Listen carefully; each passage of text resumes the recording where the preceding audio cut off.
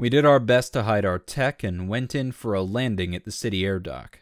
Some people came out to greet us dressed in simple clothes. 3 of them were human, the rest elves.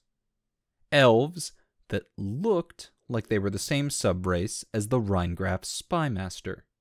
They were all casually armed with disguised long rifles, and what looked like matchlock pistols tucked into their belts.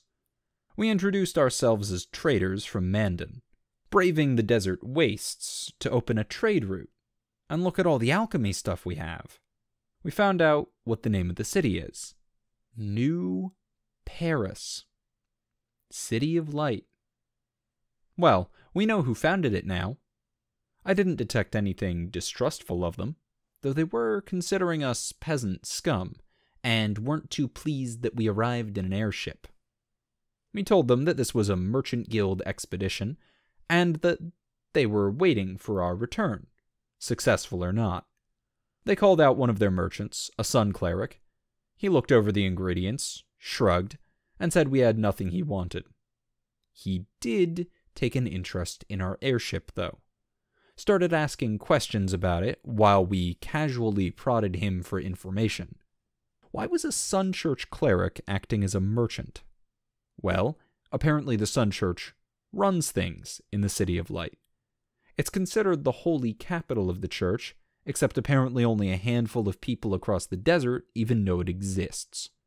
We were invited in to see if they had anything we wanted to buy.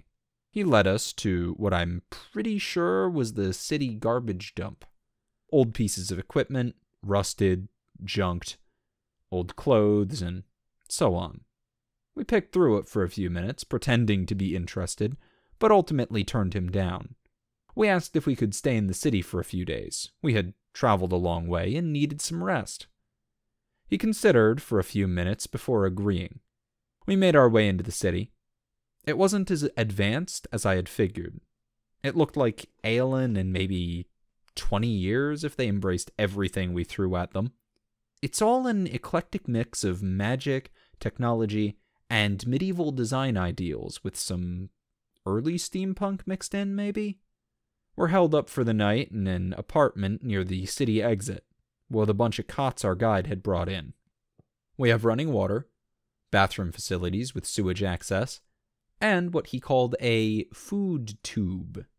It distributes a mint-flavored paste with the consistency of mashed potatoes that the locals apparently eat. It was horrible. It better not be processed dead people. Our guide made it clear that he doesn't want us wandering the city. His reasoning was that we didn't know the laws and didn't want us getting in trouble or hurting ourselves. How nice. Jason's gonna sneak out soon and take a good look around.